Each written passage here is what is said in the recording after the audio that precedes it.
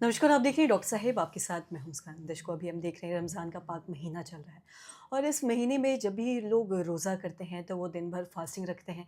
ऐसे में जिन भी लोगों को डायबिटीज़ है या लीवर से जुड़ी किसी भी तरीके की कोई समस्या है, इन लोगों को किन खास बातों का ख्याल रखना है? क्या ऐसे कोई दिक्कत आ सकती है या नहीं?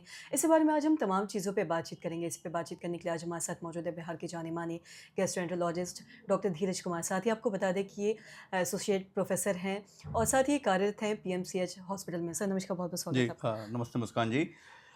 रमज़ान के महीने पे सबसे पहले तो मैं सभी मुस्लिम भाइयों और बहनों को शुभकामना देना चाहता हूँ कि उनका जो ये महीना है अच्छा गुजरे और बहुत अच्छे से रमज़ान उनका मने।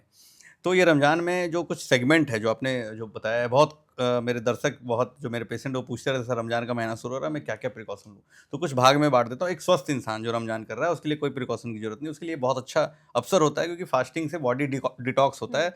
रियल डिटॉक्स फास्टिंग एक अच्छा तरीका होता है। तो सुबह आप से शाम तक आप खाली पेट रहते हैं, ये एक अच्छा तरीका है। नंबर 2, अगर किसी मरीज़ को लीवर की समस्या, लीवर खराब हो चुका है, लीवर सिरोसिस है, वो अगर रमज़ान कर रहा है, तो लीवर वाले मरीज़ में एक संकट होती है कि उसका शुगर अचानक से कम हो जाता है। हुँ, क्योंकि आपका लीवर ही आपको भूखे रहने के समय शुगर प्रोवाइड करता है बॉडी में।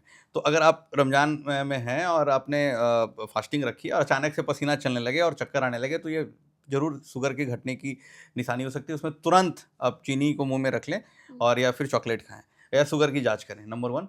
दूसरा होता है जो डायबिटिक वाले पेशेंट हैं, तो डायबिटीज़ में भी क्या होता है कि दवाई आपने खा ली जो शुगर कम करने की दवाई है, फिर आपने खाना नहीं खाया, तो उसमें भी हाइपोग्लाइसेमिया का रिस्क बना रहता है। हुँ, उस केस में भी यही लक्षण आएँगे, चक्कर आना, मिचली होना, पसीना चलना, उस केस में भी आपको शुगर की जाँच करनी चाहिए।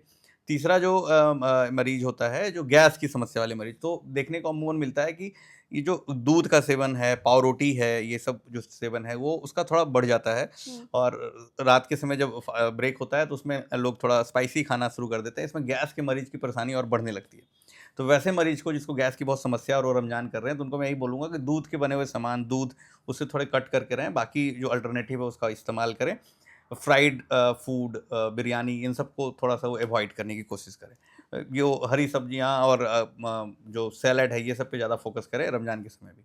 फिर एक मरीज़ आता है फैटी लिवर का, तो फैटी लिवर का मरीज़ है, उसके लिए रमज़ान का महीना बहुत अच्छा मैं मानूँगा क्योंकि उसमें फ़ास्टिंग कर रहे हैं, उसमें वेट हुँ, भी थोड़ा लॉस करने का मौका होता है उन्हें।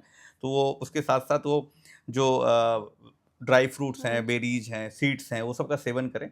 चिया सीड्स, पम्पकिन सीड्स, ये फैटी लिवर वाले मरीज़ के लिए। हुँ, वो रमज़ान में इन सब का सेवन अलग से करें, जब वो फास्टिंग ब्रेक करें, तो इन इन सब का सेवन और बढ़ा दें उस महीनों के समय।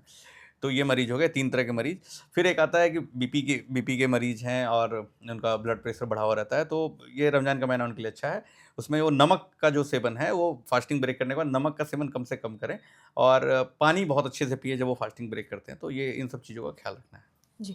और साथ ही आपने डेयरी प्रोडक्ट्स की भी अभी बात की हुँ, है कि देखिए जब भी बहुत टाइम तक अगर हम भूखे रह जाते हैं, एकदम से कुछ खाते हैं या कुछ स्पाइसी अगर खा लेते हैं, तो बहुत लोगों को गैस या फिर कॉन्स्टिपेशन की भी समस्या हो जाती है। बिल्कुल, बिल्कुल। तो ऐसे में क्या जो भी लोग रोज़ा रखते हैं या फिर जो भी लोग लंबे समय तक, अगर हम रोज़ा की नहीं बात करें, हम ऐसे भी अगर हुँ, फास्टिंग जो हुँ, हुँ, महिलाएँ हुँ। करती हैं, तो अगर वो फास्टिंग कर रही है दिन भर, नेक्स्ट डे एकदम से अगर वो कुछ ऐसे तला या फिर कुछ ऐसे डेयरी प्रोडक्ट, हुँ, सबसे हुँ। पहले महिलाएँ चाय पी लेती हुँ, हैं, हुँ, तो हुँ। क्या ये और भी दिक्कतें दे सकती हैं? बिल्कुल, अगर आप फास्टिंग कर रहे हैं तो आपका जो गट है उसे कुछ ऐसा चीज़ चाहिए जो आसानी से वो डाइजेस्ट कर सके। हुँ, ये लॉजिकल भी है कि हमको बहुत देर अगर आप भूखे हैं तो वैसा चीज़ आपका गट डिमांड कर रहा है जो ईज़िली पैलेटेबल और डाइजेस्टेबल हो, तो उसमें दूध बिल्कुल नहीं लेना है, तला भुना हुआ चीज़ नहीं खाना है और सबसे जो इम्पोर्टेंट है कच्चा चीज़ का सेवन, जैसे फल का सेवन लोग फास्टिंग ब्रेक करते हैं, फल खाना शुरू हुँ। कर देते हैं, तो उनसे बचना है। तो क्या देना है, तो हलवा, दलिया, खिचड़ी, ये सारी चीज़ें जो होती है जो आसानी से पच सके, वो सब का सेवन करना अच्छा माना जाता है फास्टिंग ब्रेक करने के समय। जी। सर बहुत-बहुत शुक्रिया तमाम जानकारी देने के लिए। तो आशा करते हैं दर्शकों की जो तमाम जानकारी है आपके लाभदायक रही। तो आज की इस वीडियो में इतना ही।